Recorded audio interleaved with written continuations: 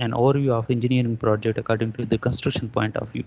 So different types of engineering projects हो सकते हैं, डिफरेंट टाइप्स ऑफ कंस्ट्रक्शंस हो सकती हैं, उनके हिसाब से सारे जो भी डिफरेंट टाइप्स ऑफ कंस्ट्रक्शन है उनको वन बाय वन हम स्टडी करेंगे. So I will give you just little bit overview about those projects, not in we will go in detail. कौन कौन से इंजीनियरिंग प्रोजेक्ट्स हो सकते हैं भाई? बिल्डिंग्स हैं, ये हमारे इंजीनियरिंग प्रोजेक्ट्स हैं. एयरपोर्ट्स कंस्ट्रक्शन है, ये हमारे इंजीनियरिंग प्रोजेक्ट है. हाईवे कंस्ट्रक्शन है, ये हमारे इंजीनियरिंग प्रोजेक्ट है. Tunnel construction, dam construction, ETC, ये सारे जो हैं हमारे इंजीनियरिंग प्रोजेक्ट्स होते हैं. So let us come to different types of engineering projects. So these are one of the major projects enlisted here, which include the buildings, highways, airport, tunnels, bridges, and dams. सो इनमें से जो main project है that is the building, या main construction project है that is the building, construction of buildings. ये बहुत important है हमारे सब्जेक्ट पॉइंट ऑफ व्यू से, इसलिए इसको मैंने हाईलाइट कर लिया और इटैलिक में लिख दिया. इसका मेरे कहने का मतलब ये है कि ये जो बिल्डिंग्स है इसको हम डिटेल्स में पढ़ेंगे, बिल्कुल डिटेल में पढ़ेंगे, और इसलिए इसको बिल्डिंग को मैं आपको लास्ट में पढ़ाऊँगा. बाकी जो डिफरेंट इंजीनियरिंग प्रोजेक्ट्स हैं जैसे like highway, airport, tunnel, bridges and dams, ये मैं आपको वन बाय वन अभी पढ़ाता जाऊँगा.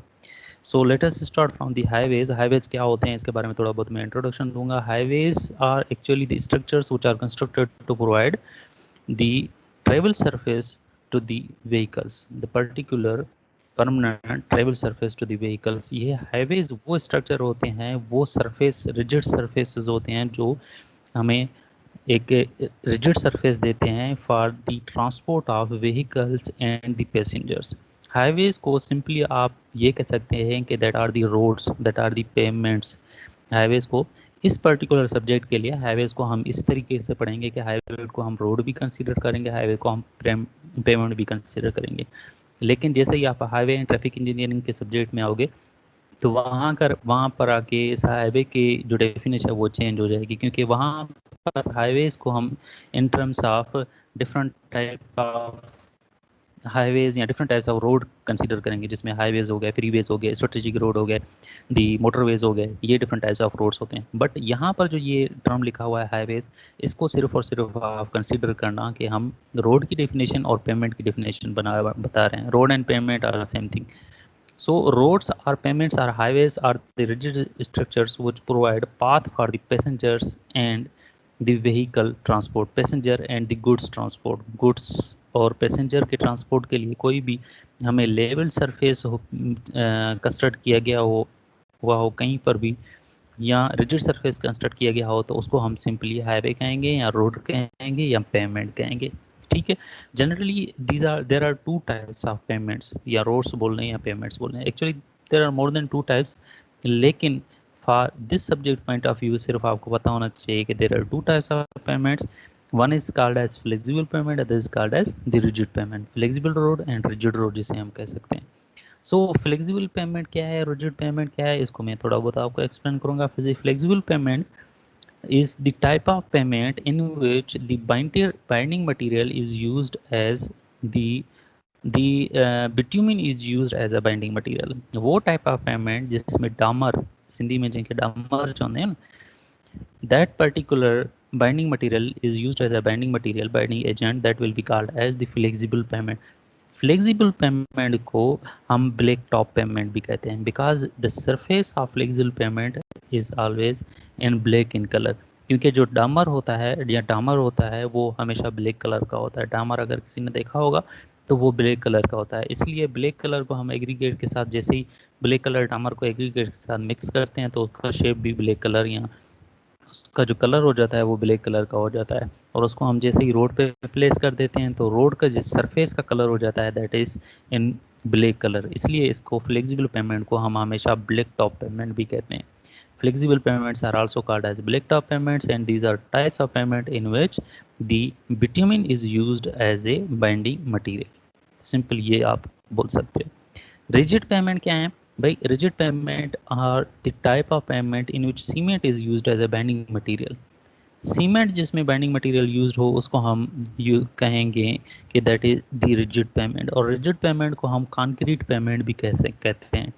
वो पेमेंट जो कंक्रीट से बना हुआ हो, सीमेंट कंक्रीट से बना हुआ हो, उसको हम कहते हैं सिंपली दी रिजिड पेमेंट, और रिजिड पेमेंट का जो टॉप सरफेस होता है वो ग्रे कलर का होता है, इसलिए हम इसको ग्रे टॉप पेमेंट्स भी बोलते हैं। ठीक है, flexible payment black top payments होते हैं, rigid payment grey top payments होते हैं। फ्लेक्सिबल पेमेंट में बिटुमेन यूज होता है बाइंडिंग मटेरियल, और रिजिड पेमेंट में सीमेंट यूज होता है एज अ बाइंडिंग मटेरियल। अच्छा, अगर कोई रानीपुर से खैरपुर की तरफ आ जाएगा ना, रानीपुर से खैरपुर की तरफ कोई भी अगर ट्रांसपोर्ट कर रहा होगा या किसी गाड़ी में आ रहा होगा, तो उसने दोनों टाइप ऑफ पेमेंट्स देखे होंगे, क्योंकि उस पर्टिकुलर रोड पे खैरपुर से रानीपुर से लेकर खैरपुर तक या आगे भी कंस्ट्रक्ट किया गया है, लेकिन मैं सिर्फ इस पर्टिकुलर पोर्शन की एग्जांपल दूंगा। तो उस पोर्शन में दोनों तरफ से एक ही रोड पे दो टाइप ऑफ पेमेंट कंस्ट्रक्ट किए गए हैं। एक फ्लेक्सिबल पेमेंट है, दूसरा रिजिड पेमेंट है। एक कंक्रीट का बना हुआ पेमेंट है, दूसरा दी बिटुमेन का बना हुआ पेमेंट है। अब कभी भी आप अगर आओ तो वहाँ पर थोड़ा गौर करना कि दोनों टाइप ऑफ पेमेंट कैसे कंस्ट्रक्ट किए गए और उनके दोनों के सरफेस में कितना फ़र्क है। जो फ्लेक्सिबल पेमेंट है उसका ब्रेक टॉप पेमेंट है, और रिजिड पेमेंट है उसका ग्रे टॉप पेमेंट है। सो that was a little bit introduction about the highways or the simple roads and payments. So types of payment यहाँ पर दोबारा वही बातें लिखी हुई हैं कि भाई फ्लेक्सिबल पेमेंट होता है, रिजिड पेमेंट होता है। फ्लेक्सिबल पेमेंट में जो हम बाइंडिंग मटेरियल यूज़ करते हैं, बिटुमेन यूज़ करते हैं, और रिजिड पेमेंट में सीमेंट यूज़ करते हैं एज अ बाइंडिंग मटेरियल। कुछ एक्स्ट्रा चीज़ें लिखी हुई हैं दैट जो लिखा हुआ है फ्लेक्सिबल पेमेंट में, that layers of flexible pavements are subgrade, sub base, base course and surface course. So flexible pavement के जो लेयर्स होते हैं वो ये लेयर्स होते हैं, यहाँ पर देखें। सबग्रेड लेयर होता है, फिर सब बेस लेयर होता है, फिर उसके ऊपर बेस लेयर, बेस कोर्स होता है, और उसके ऊपर सरफेस कोर्स होता है। सो ये जो लेयर्स हैं ये मेथड्स ऑफ कंस्ट्रक्शन है। ऐसे समझो कि steps of construction of flexible payment है। स्टेप्स ऑफ कंस्ट्रक्शन में कैसे, फर्स्ट स्टेप में हम सबग्रेड कंस्ट्रक्ट करते हैं, फिर सेकंड स्टेप में सब बेस कोर्स, फिर थर्ड स्टेप में बेस कोर्स, फोर्थ स्टेप में सरफेस कोर्स कंस्ट्रक्ट करते हैं। सबग्रेड कोर्स जब कंस्ट्रक्ट कर रहे होते हैं वो सॉइल मटेरियल का बना होता है। सबग्रेड प्योरली सॉइल मटेरियल का, मीन्स मिट्टी को कहीं से भी उठाकर वहाँ पर डंप करते हैं और उसको लेवल करते हैं, that is the subgrade layer. उसके बाद फिर हम क्या करते हैं, कोर्सर एग्रीगेट्स उठा के उस सॉइल लेयर के ऊपर प्लेस कर देते हैं, that is the sub base course layer. फिर जो कोर्सर एग्रीगेट्स होते हैं, बड़े पत्थर होते हैं, उसके ऊपर फिर छोटे पत्थर बिछा देते हैं। तो जो छोटे जो पत्थर होते हैं वो बिछाते हैं, उसको हम कहते हैं बेस कोर्स। फिर उस बेस कोर्स के ऊपर हम एक पर्टिकुलर मिक्स बिछाते हैं जिसे हम कहते हैं एस्फाल्ट मिक्स। वो किस चीज़ का बना होता है, बिट्यूमिन और एग्रीगेट को मिक्स करके हम एक मिक्सचर बनाते हैं। वो मिक्सचर फिर हम टॉप लेयर कोर्स में बिछा देते हैं जिसे हम कहते हैं सरफेस कोर्स। सो ये जो लेयर्स हैं that are actually steps of construction of flexible pavement. पहले सबग्रेड लेयर बिछाते हैं जो मिट्टी का बना होता है सॉइल का, फिर सब बेस कोर्स बिछाते हैं जो कोर्सर एग्रीगेट का बना होता है, फिर बेस कोर्स बिछाते हैं जो some of the finer aggregate then the sub base course layer का बना होता है। देन सरफेस कोर्स लेयर बिछाते हैं जो बिल्कुल ही एसफॉल्ट मिक्स का बना होता है, जो बिटुमेन और एग्रीगेट को मिक्स करके जो मिक्स बनता है फाइनली, उसको हम कहते हैं एसफॉल्ट मिक्स या बिटुमिनस मिक्स। ठीक है, that are the layers of construction of a flexible pavement. बाकी रिजिड पेमेंट के लेयर्स ऑफ कंस्ट्रक्शन की बात करें तो उसमें सबसे पहले लेयर होता है सबग्रेड लेयर, उसके बाद लेयर, उसके बाद सरफेस कोर्स लेयर होता है। लेकिन ये जो सरफेस के लेयर होता है रिजिड पेमेंट का, ये सरफेस कोर्स जो लेयर होता है that is always constructed of a concrete slab. एक कंक्रीट स्लेब कंस्ट्रक्ट करते हैं, जैसे हम रूफ का स्लेब बनाते हैं ना, हम छत की जब भराई करते हैं उसमें एक स्लेब कंस्ट्रक्ट करते हैं, इसी तरीके से हम रोड पे भी एक स्लेब कंस्ट्रक्ट करते हैं, that is the surface course for the rigid payment. ठीक है, surface course for rigid payment is a concrete slab, and surface course for the flexible pavement is simply a asphalt mix laid on the base course। Asphalt mix को base course के ऊपर जैसे ही ले कर देंगे, that is the surface course for flexible pavement. बाकी rigid payment पे जो हम सरफेस कोर्स बिछाते हैं that is purely of concrete slab, concrete का जो कंस्ट्रक्ट किया होता है। ठीक है भाई, इसको आप पढ़ लेना। फ्लेक्सिबल पेमेंट और रिजिड पेमेंट में सेम वही चीज़ें लिखी हुई हैं जो मैंने आपको बताई हैं। नेक्स्ट टाइप ऑफ प्रोजेक्ट पे चलते हैं, that is the project of airports. अब एयरपोर्ट के बारे में यहाँ पर लिटिल बिट इंट्रोडक्शन गिवन है कि भाई एयरपोर्ट क्या होता है, उसमें कौन कौन से डिफरेंट पोर्शंस होते हैं, ईटीसी ईटीसी। एयरपोर्ट के बारे में आप डिटेल में पढ़ोगे in the architecture and town planning, जो अभी सब्जेक्ट आप पढ़ रहे हो ना एक, उसमें डिटेल में आप पढ़ोगे कि एयरपोर्ट्स क्या होते हैं, टाइप ऑफ एयरपोर्ट्स कौन से होते हैं, उसमें डिफरेंट पोर्शन कौन से होते हैं, runways, taxiways, aprons, parking lot, cities क्या होती हैं, ठीक है। ये आप डिटेल में पढ़ोगे, लेकिन अभी इस पर्टिकुलर सब्जेक्ट के लिए आपको पता होना चाहिए कि एयरपोर्ट की डेफिनेशन क्या है, और उसमें टाइप्स ऑफ रोड्स कौन कौन से हो सकते हैं, एयरपोर्ट्स के अंदर ही type major types of roads कौन कौन से हो सकती हैं। So an airport can be defined as a place where aircraft land and take off, which has buildings and facilities for passengers। वो पर्टिकुलर जगह जहाँ पर aircraft land and take off करें और वहाँ पर कुछ ऐसी बिल्डिंग्स एंड फैसिलिटीज़ प्रोवाइड की गई हों जो पैसेंजर्स के लिए हों, so that particular place will be called as an airport।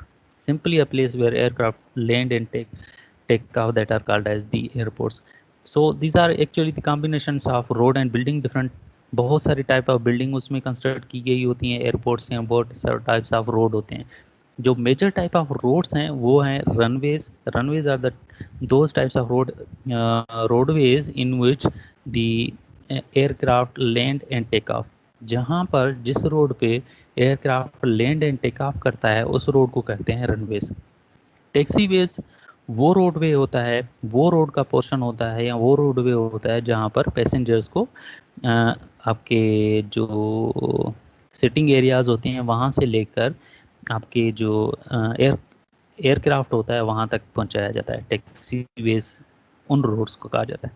फिर आ जाते हैं aprons. Aprons are the portion are simply you can say that aprons are the parking lots are parking areas for the aircrafts. Aircrafts के लिए जो parking areas होते हैं उनको हम एप्रॉन्स बोलते हैं। उसके बाद होते हैं parking lots. Parking lots are the parking area for different other types of vehicles. बहुत सारे टाइप ऑफ व्हीकल वहाँ पर होते हैं, जैसे टैक्सीज होते हैं या बोर्डिंग टैक्सीज होते हैं, etc different types of vehicles होते हैं, उनके लिए पार्किंग लॉट्स रोड्स कंस्ट्रक्ट किए जाते हैं। सो ये डिफरेंट टाइप्स ऑफ रोड्स होते हैं जो एयरपोर्ट के अंदर कंस्ट्रक्ट किए जाते हैं। Runways, landing and take off for the aircraft, taxiways for passengers transport, aprons for as a parking lot for the aircraft, and parking lots for general parking lot or general parking of the vehicles। ठीक है भाई। सो ये little bit इसका introduction given है। Usually the runways are 13,000 to 40,000 फीट, E T C. ठीक है, ये इसको छोड़ दो आप, इसको मैं छोड़ देता हूँ, लेकिन आप लोग ज़रूर पढ़ना इसको। सिंपली एक ये गिवन है कि भाई यहाँ पर रनवेज बना हो, वहाँ वो बहुत अच्छी क्वालिटी का बना होना चाहिए, वो आरसीसी पेमेंट का बना होना चाहिए, और इतना उतना अच्छा होना चाहिए, इतना स्ट्रांग होना चाहिए कि वो टोटल एयरक्राफ्ट का वेट कैरी कर सके। सिंपल ये लिखा हुआ है इसमें। उसके बाद आते हैं कि भाई how many types of buildings are there in in a particular airport. Airport में जैसे मैंने आपको बताया डिफरेंट टाइप्स ऑफ बिल्डिंग भी हैं, डिफरेंट टाइप्स ऑफ रोड भी हैं। सो उनमें टर्मिनल बिल्डिंग्स भी आ सकती हैं, फ्राइट बिल्डिंग्स भी आ सकती हैं। फ्राइट मीन्स फ्राइट जो लिखा हुआ है ना, FREIGST, फ्राइट का मतलब है कि गुड्स। वो फ्राइट बिल्डिंग अगर बोलते हो इसको, तो वो बिल्डिंग जिसमें गुड्स को रखा जाए, जिसमें टाइप्स ऑफ आइटम्स रखे जाएं, उसे हम फ्राइट बिल्डिंग कहते हैं। सो डिफरेंट दूसरे हो जाए दूसरे टाइप्स ऑफ बिल्डिंग हो जाएंगे control towers, maintenance buildings, fire station, ETC। ये डिफरेंट टाइप्स ऑफ बिल्डिंग्स इसमें एयरपोर्ट में होते हैं, जो डिटेल में आप इंशाल्लाह पढ़ोगे आर्किटेक्चर एंड टाउन प्लानिंग में। लेकिन इस सब्जेक्ट में आपको उनको नाम पता होना चाहिए कौन कौन सी बिल्डिंग्स हो सकती हैं। ठीक है भाई, हाईवेज हमने पढ़ लिया, एयरपोर्ट हमने पढ़ लिया। अब next type of the engineering project is the tunnel. ठीक है, टनल के बारे में आपने इंजीनियरिंग मटेरियल्स में या इंजीनियरिंग मटेरियल्स में या किसी भी पर्टिकुलर सब्जेक्ट में फर्स्ट ईयर से लेकर अभी तक कहीं ना कहीं तो पढ़ा होगा कि भाई tunnel is a long passage which has made under the ground usually through a hill और अंडर द सी। ये पर्टिकुलर वो स्ट्रक्चर होता है जो जो कंटिन्यूटी ऑफ ट्रैफिक को बहाल करने के लिए हमें कंस्ट्रक्ट किया जाता है। वो हिल के थ्रू भी कंस्ट्रक्ट कर सकते हैं, हिल के अंदर भी कंस्ट्रक्ट कर सकते हैं, और सी में भी कंस्ट्रक्ट कर सकते हैं। भाई मसलन आप सिंपल एग्जांपल ले लो कि एक पर्टिकुलर रोड है जो आप कंस्ट्रक्ट करते हुए आ रहे हो, और फिर उसी रोड के सामने एक बहुत बड़ा हिल है, बड़ी पहाड़ी है। तो आपको आप अब क्या करोगे, उस रोड बिल्डिंग के उस पर्टिकुलर हिल के ऊपर चढ़ के या रोड कंस्ट्रक्ट करके उसके दूसरी साइड पे जाओगे, या उसके अंदर से कोई भी सुरंग बनाओगे। टनल को सिंपली उर्दू में सुरंग कहा जाता है। तो उसके अंदर सुरंग बना के उसको बाईपास कर दोगे, उसकी जो abstract है abstraction है उसको पास कर दोगे। सिंपल हमारे पास दोनों सिचुएशन में दोनों चीज़ें काम आ सकती हैं। हमें ये देखना पड़ता है कि अगर हम रोड को वर्टिकली उस हिल के ऊपर चढ़ा दें, तो क्या व्हीकल्स उसके ऊपर चढ़ सकेंगी? क्या वो वर्टिकली इंक्लाइंड इतनी ज़्यादा तो नहीं हो जाएगी कि व्हीकल उसके ऊपर चढ़ ही ना सकें? अगर ये सिचुएशन आ गया कि व्हीकल उसके ऊपर चढ़ नहीं सकेंगी, तो फिर हमें टनल कंस्ट्रक्ट करना पड़ेगा। गाल सुन में अच्छी थी भाई, दोबारा सुने कि टनल हम उस सूरत में कंस्ट्रक्ट करते हैं जब हिल के ऊपर हम रोड बना ना सके। फिर हमें उस हिल को तोड़कर सुरंग बनाने पड़ता है और उसके अंदर से फिर गाड़ियों को घुसाना पड़ता है, बाईपास करना पड़ता है, उस ऑब्स्ट्रक्ट को रिमूव करना पड़ता है। अगर सिंपली रोड कंस्ट्रक्ट करने से, हिल के ऊपर रोड कंस्ट्रक्ट करने से हमारा काम हो जाता है, तो फिर हम सुरंग नहीं बनाते हैं, टनल नहीं बनाते हैं। अगर ये वो काम नहीं हो रहा होता है तो फिर हमें सिंपली सुरंग बनाना पड़ता है। So that particular passage way which is constructed to remove the obstruction, to bypass the obstruction, that is called as the tunnel way. So the tunnels are constructed as underground passageways for the roads and railroads. Roads के लिए भी हम construct कर सकते हैं, rail roads के लिए भी कंस्ट्रक्ट कर सकते हैं। ठीक है, रोडवेज को बनाने के लिए भी हम टनल कंस्ट्रक्ट कर सकते हैं और रेल रोड के लिए भी। यहाँ पर जैसे फिगर है, इस पर्टिकुलर फिगर में देखें, ये रेल रोड के लिए हमने टनल कंस्ट्रक्ट किया गया है यहाँ पर। और ये जो दूसरा फिगर है, दूसरे फिगर में यहाँ पर रोड्स के लिए टनल कंस्ट्रक्ट किया गया है। ठीक है ना भाई, यहाँ पर देखें, अगर इस रोड को इस हिल के ऊपर से गुजारा जाए तो क्या व्हीकल्स इसके ऊपर चढ़ सकेंगी? नहीं चढ़ सकेंगी। इसलिए इन्होंने क्या किया, सिंपली यहाँ पर इस पर्टिकुलर हिल को काट के यहाँ से इन्होंने सुरंग बना दी। दैट पर्टिकुलर सुरंग will be is called as the tunnel. So their usual purpose is to streamline the traffic around or through an obstruction. Main purpose जो होता है टनल का वो यही होता है कि it streamlines the flow of traffic. It continues the flow of traffic. Traffic को बहाल करने के लिए जो हम सुरंग बनाते हैं, इसका ये मेन पर्पस होता है। ट्रैफिक को बहाल करना है हमें किसी भी तरीके से, चाहे वो रेल रोड की ट्रैफिक हो, रेल का ट्रैफिक हो, या रोडवे की तरफ जो व्हीकल्स हमारे ट्रैफिक जा रहे होते हैं उसकी ट्रैफिक हो, किसी भी तरीके से हमें उसको बहाल करने के लिए उस ऑब्स्ट्रक्शन को जो हम रिमूव करते हैं, that will be called as simply the tunnel. Their usual purpose is to streamline the traffic around और through an obstruction. Tunnels are also constructed under river or through mountains and also through the structure. किसी भी जगह पे हम यहाँ tunnel construct कर सकते हैं जहाँ पर ज़रूरत पड़े। अंडर रिवर भी कंस्ट्रक्ट कर सकते हैं, माउंटेन्स में भी कंस्ट्रक्ट कर सकते हैं, और किसी भी स्ट्रक्चर में भी कंस्ट्रक्ट कर सकते हैं जहाँ पर हमें ज़रूरत पड़ती है। So tunnels are simply the passageways which are constructed for removing an obstruction and for streamlining the traffic flow of traffic, for continuing the flow of traffic, simply आप ये कह सकते हो। these are called as the tunnels। ठीक है भाई, next पे चलते हैं, that are the bridges। bridges are the structures which are constructed as a passageway for the roads and railroads over an obstruction। ठीक है, जो टनल होते हैं उनके वो ऑब्स्ट्रक्शन के अंदर से हमें ट्रैफिक को बहाल करने के लिए ट्रैफिक को बहाल करने के लिए हम टनल बनाते हैं। कोई भी ऑब्स्ट्रक्शन है उसके अंदर से अगर आपको ट्रैफिक को बहाल कराना है तो आप टनल कंस्ट्रक्ट करते हो। अगर कोई भी ऐसा ऑब्स्ट्रक्शन है जिसके ऊपर से आपको ट्रैफिक को बहाल कराना है, ट्रैफिक के फ्लो को कंटिन्यू करवाना है, तो उसके लिए हमें ब्रिजेस कंस्ट्रक्ट करते हैं। फॉर एग्जांपल, एक पर्टिकुलर रिवर है, रिवर के एक साइड से लेकर दूसरे साइड तक आपको जाना है, तो क्या करोगे, आप वहाँ पर ब्रिज बना दोगे। फॉर एग्जांपल, एक पर्टिकुलर रोड है जिसकी विड्थ बहुत ज़्यादा है, बहुत सारे रोड्स हैं, उसकी विड्थ बहुत ज़्यादा है, और उस एक रोड के दूसरे रोड तक, एक और रोड के साइड से लेकर दूसरे रोड के साइड तक आपको जाना है, तो आप क्या करोगे, फिर वहाँ पर भी ब्रिज बना देते हो। That is the type of flyover. Flyover की तरह आप एक ब्रिज बना देते हो। So bridges are generally constructed as a passageways for roads and railroads over an obstruction. किसी भी obstruction के ऊपर से जो भी हम structure construct करें, that are called as the bridges. These are constructed for the people and vehicles to cross from one side to another. एक साइड से लेकर दूसरी साइड तक people and vehicle को क्रॉस करने के लिए जो स्ट्रक्चर कंस्ट्रक्ट किया जाता है, that is called as the bridges. Different types of bridges होते हैं that can carry the railway, highway traffic, pipelines and pedestrians traffic etc. जैसे लैंसडाउन्स ब्रिज है आपका, ये रोहिणी में कंस्ट्रक्ट किया गया है, रोहिणी में है, सखर में, इसके दरमियान ही है लैंसडाउन ब्रिज.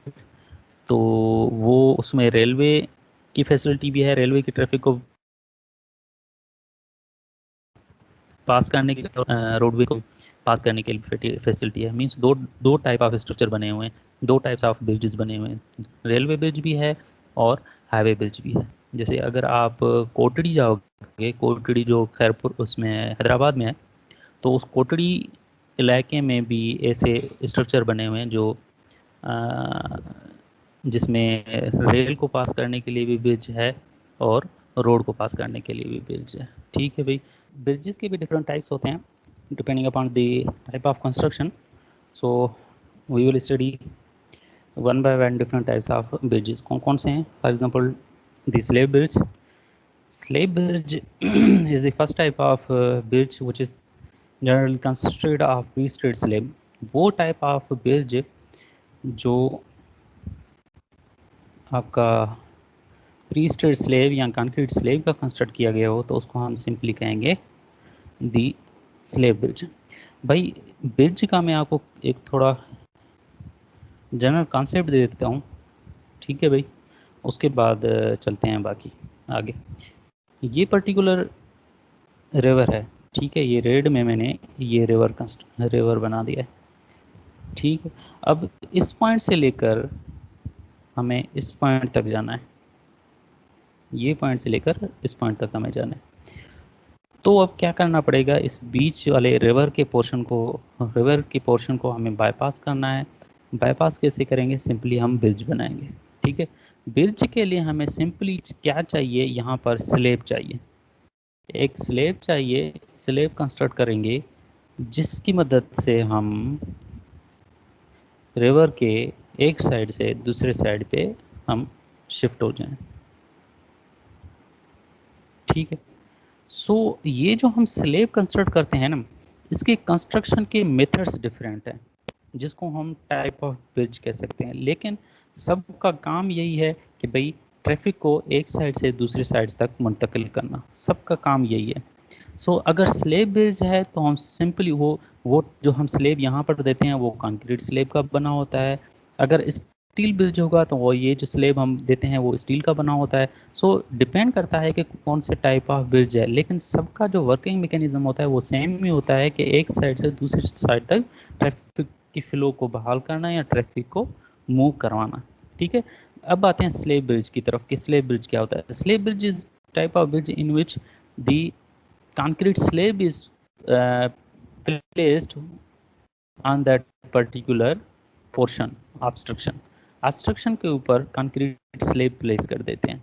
लेकिन कंक्रीट स्लेब को भी इस तरीके से प्लेस करते हैं कि कंक्रीट स्लेब के बिल्कुल एंड पे हम एक कॉलम देते हैं, बिल्कुल एंड पे एक कॉलम देते हैं दोनों तरफ से. ठीक है, और अगर ज़रूरत पड़ती है तो बीच में भी कुछ कॉलम्स दे देते हैं. बिल्कुल एंड पे भी कॉलम होते हैं और ज़रूरत पड़े तो बीच में भी कॉलम दे देते हैं. सो जो एंड पे कॉलम्स होते हैं उनको हम कहते हैं अबटमेंट्स. बिल्कुल एंड पे जो कॉलम्स आप देते हो that are called as the abutments, जो यहाँ पर लिखा हुआ है अबटमेंट. ठीक है, बाकी जो बीच में जो भी सपोर्ट देते हो या जो भी कॉलम देते हो उनको हम कहते हैं piers.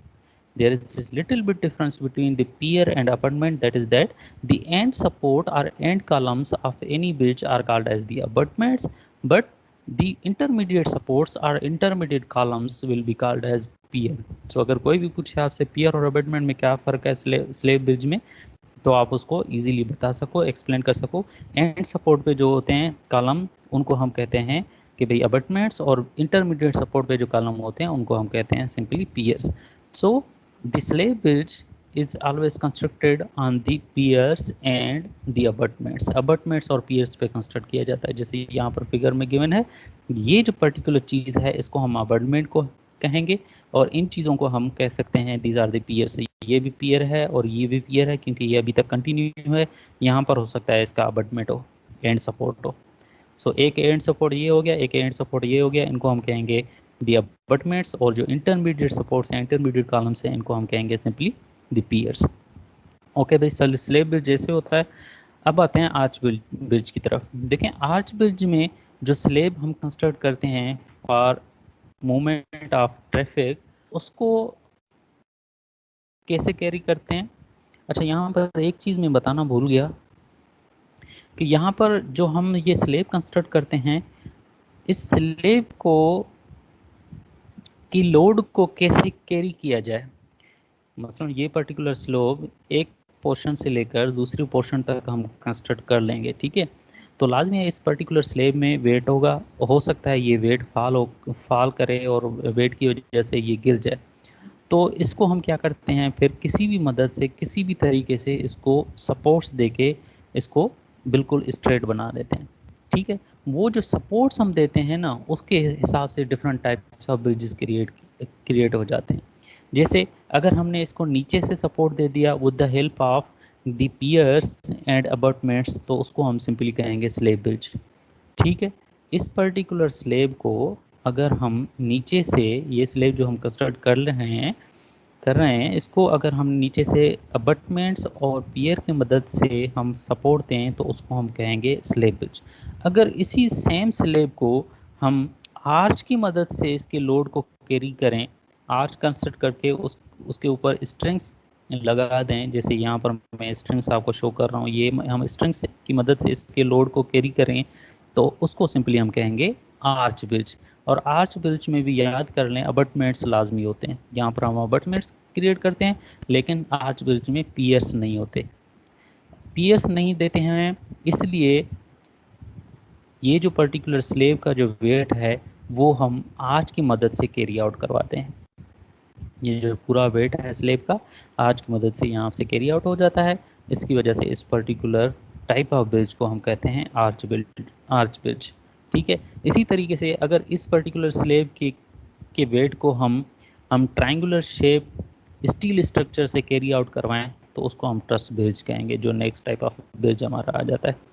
So arch bridge, it is one of the in which an arch is used to carry out the weight of the bridge, ठीक है। हम आर्च बना देते हैं ब्रिज की वेट को कैरी करने के लिए। Arch bridge are made up of concrete और steel and are usually constructed over deep rivers. जो डीप रिवर्स होते हैं, बड़े रिवर्स होते हैं, वहाँ उनको deep rivers in the sense के भाई जहाँ पर इंटरमीडिएट कॉलम्स का कंस्ट्रक्ट करना नामुमकिन हो, क्योंकि कॉलम की जो हाइट हो जाएगी वो बहुत बड़ी हो जाएगी, इसलिए हमें वहाँ पर जो आर्च बिल्डिंग है या आर्च ब्रिज है वो कंस्ट्रक्ट कर लेते हैं। लेकिन मैकेनिज्म सबका यही है कि भाई वो जो पर्टिकुलर स्लेब है जिससे हम ट्रैफिक की फ़्लो को, ट्रैफिक की मूवमेंट को कैरी आउट करवा रहे हैं, उसके वेट को कैसे कैरी करें। उसके वेट को अगर आप with the help of abutment and piers से कैरी आउट कर रहे हो, तो उसको हम कहेंगे दी स्लेब ब्रिज। अगर उसको आप आर्च की मदद से कैरी आउट करवा रहे हो, तो उसको हम आर्च ब्रिज कहेंगे।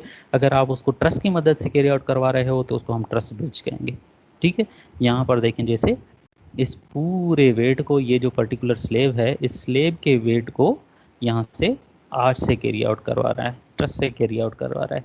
ये जो स्ट्रक्चर होता है इसको ट्रस कहते हैं। The triangular shape steel structures are called as the truss structures. So इस ट्रस की मदद से अगर इस स्लेब का वेट या ब्रिज का वेट जो कैरी आउट कर रहे हैं, इसको हम कहेंगे ट्रस ब्रिज।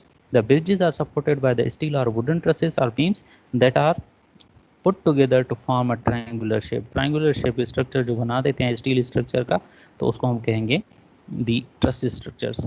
सो इस ट्रस स्ट्रक्चर की मदद से अगर ब्रिज के लोड को आप कैरी आउट कर रहे हो, तो उसको हम ट्रस ब्रिज कहेंगे। कैंटिलीवर ब्रिज पे आते हैं। Cantilever bridge are those types of bridges which have generally the longest span. सबसे पहले तो आपको पता होना चाहिए कि कैंटिलीवर बीम क्या चीज़ होती है। Cantilever beams are those types of beam, आपने पढ़ा होगा फर्स्ट ईयर या सेकंड ईयर में, फर्स्ट ईयर में लाजमी आपने पढ़ा होगा इंजीनियरिंग मटेरियल्स में, आई थिंक, कि द टाइप्स ऑफ बीम, या इंजीनियरिंग मटेरियल या इंजीनियरिंग मैकेनिक्स में आपने पढ़ा होगा। So cantilever beams are those types of beams which are fixed at one point and free are the at the other point. इस type के जो भी बीम्स होते हैं उसको हम कहते हैं कैंटिलीवर बीम, जो फिक्स होते हैं एक साइड पे और बाकी अदर साइड पे बिल्कुल फ्री होते हैं। ठीक है, जैसे जेकॾहिं तव्हां छजा ॾिठा हूंदा पंहिंजे घर जे साम्हूं जेके छजा लॻल हूंदा आहिनि, that are the best example of cantilevers. वो कैंटिलीवर बीम तो नहीं होते हैं लेकिन उनको कैंटिलीवर बोल सकते हैं। ठीक है भाई। सो द कैंटिलीवर ब्रिज, यहाँ पर देखें कैंटिलीवर ब्रिज में भी यही काम होता है। देखें यहाँ पर ये दोनों, ये जो पर्टिकुलर चीज़ें हैं, ये जो पर्टिकुलर सपोर्ट हैं, इसको एक जगह पर फिक्स कर रहे हैं। यहाँ तक ये जो ट्रस है ये फिक्स है, लेकिन यहाँ से लेकर यहाँ तक ये फिक्स नहीं है। यहाँ से लेकर यहाँ तक ये फिक्स नहीं है। इस पर्टिकुलर पोर्शन को हम कह सकते हैं कैंटिलीवर। एक साइड से ये कैंटिलीवर होगा, दूसरे साइड से ये कैंटिलीवर हो गया। ये जो पर्टिकुलर पोर्शन है ये कैंटिलीवर है। ठीक है, एक साइड से ये कैंटिलीवर हो गया, दूसरी साइड से ये कैंटिलीवर हो गया। सो अगर स्पान बहुत ज़्यादा होता है, अगर विड्थ ऑफ रिवर बहुत ज़्यादा है, तो वहाँ पर हमें फिर कैंटिलीवर ब्रिज प्रोवाइड करना आता है, जहाँ पर विड्थ बहुत ज़्यादा हो और दूसरे टाइप ऑफ ब्रिज कंस्ट्रक्ट ना कर सकें हम।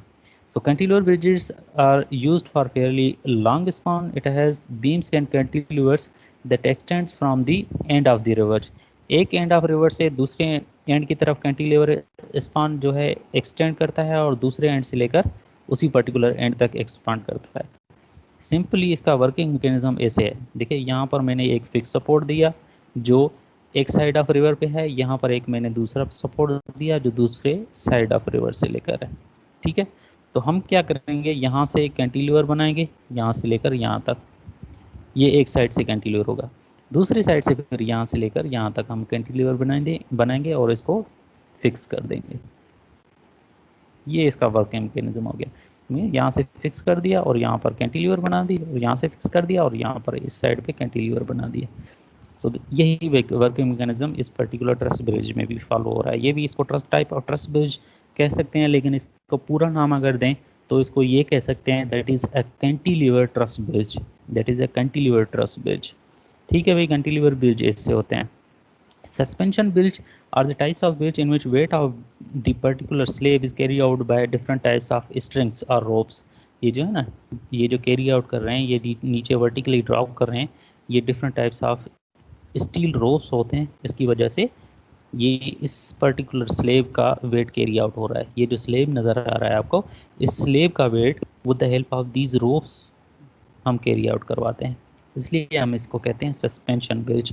Suspension bridge is suspended from cables and made up of thousands of steel wires wound together. ठीक है, so that is little bit introduction about the suspension bridge. बात ये याद रखें कि सब में स्लेब होता है और उस स्लेब के वेट को जिस तरीके से हम कैरी करवाते हैं वो टाइप ऑफ ब्रिज उस तरीके का बन जाता है।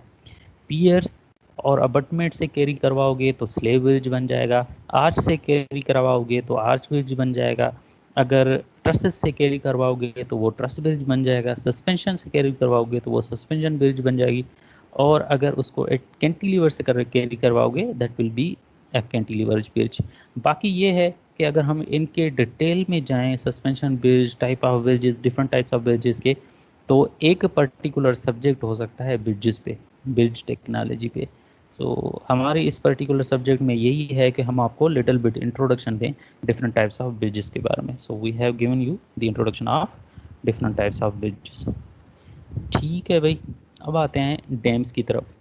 The next type of structure or next structure is called as the dam. So dam is a structure that is constructed across a river to block the flow of river. Dam हम इसलिए construct करते हैं कि हम water को preserve कर सकें, reservoir बना सकें, वाटर रिजर्वायर बना सकें, so that we can block the flow of water and we can assemble और gather water at a one place. एक जगह पर वाटर को इकट्ठा करने के लिए हम जो स्ट्रक्चर बनाते हैं that is called as the dam structure. लेकिन इसके डिफरेंट पर्पस हो सकते हैं। First purpose of dam is to create the water reservoir for water supply, irrigation, recreation purpose. Different types of water supply के लिए जो हम बनाते हैं, एक पर्पज़ इसका ये हो जाता है कि वाटर सप्लाई फॉर प्रोवाइडिंग और providing the supply of water to the different purposes just like irrigation purpose and water quality purpose, irrigation purpose, etc. ये इसका पहला पर्पज हो जाता है। सेकंड पर्पज इसका हो जाता है for generation of hydro electric power generation. आपको तो पता है डैम्स में जो पानी होता है वो इलेक्ट्रिक जनरेशन के लिए काम आ जाता है, काम आता है, ये तो पुरानी बात होगी। So second purpose is this. Third purpose is for war strategic purpose. War strategic purpose के भी अगर खुदा ना खास्ता उस पर्टिकुलर कंट्री में वार हो जाता है तो उस डैम में जो पानी पानी होता है वो पानी हमें काम आता है for the in that particular war. उस पर्टिकुलर जंग में हमें उस डैम का पानी काम आता है। डैम से फिर हम इलेक्ट्रिसिटी भी जनरेट करते हैं for in emergencies. Regular basis भी होता है लेकिन उस पर्टिकुलर वार स्ट्रेटेजिक पर्पज़ में हम इलेक्ट्रिसिटी जनरेट करते हैं और जो हमारे सिपाही वगैरह होते हैं उनको पानी पहुंचाते हैं from that particular dam. So for war strategic purpose, we also construct different types of dams. So that is little bit introduction about dams। और different types of dams होते हैं जिसमें embankment dam हो गया, gravity dam, arch dam and buttress dam। Dam के types इस subject में नहीं है कि आपको पढ़ाया जाए, लेकिन फिर भी आपको पता होना चाहिए कि डिफरेंट टाइप्स ऑफ डैम्स कौन से हैं। भाई एम्बैंकमेंट डैम होता है वो type of dam that is purely constructed of a compacted soil that is called as the embankment dam। उसके बाद ग्रेविटी डैम होता है। Gravity dam is a type of dam which is purely constructed of concrete और stone masonry material. Arch dam होता है। Arch dam is type of dam which is constructed of concrete लेकिन but the shape of that particular dam is like an arch, that's why this is called as the arch dam। उसके बाद होता है buttress dam. सो buttress dam भी concrete और reinforce concrete का बना होता है लेकिन उसका शेप जो होता है बटरेसेस वांगुर होता है, इसलिए उसको कहते हैं बटरेसेस डैम। आपका जो इस पर्टिकुलर टाइप्स ऑफ डैम में मैं आपको होमवर्क दे रहा हूँ, होमवर्क ये है।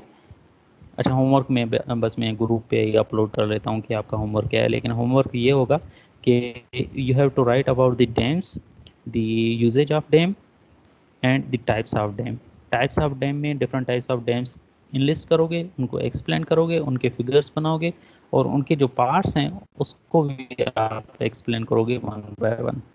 एक्सप्लेन नहीं करोगे, सिर्फ पार्ट्स उसको शो करोगे कि भाई क्रेस्ट कहाँ है, हील कहाँ है, टोए कहाँ है, वगैरह वगैरह कहाँ है। तो यहाँ पर जैसे शो किया गया है ए जो पर्टिकुलर चीज़ है वो क्या है, जे चीज़ है वो क्या है, के चीज़ है वो क्या है, ये आप फिर वहाँ पर बना के और मैं फिर बताऊँगा आपको कि कहाँ कब सेंड करना है। So that is an homework for you.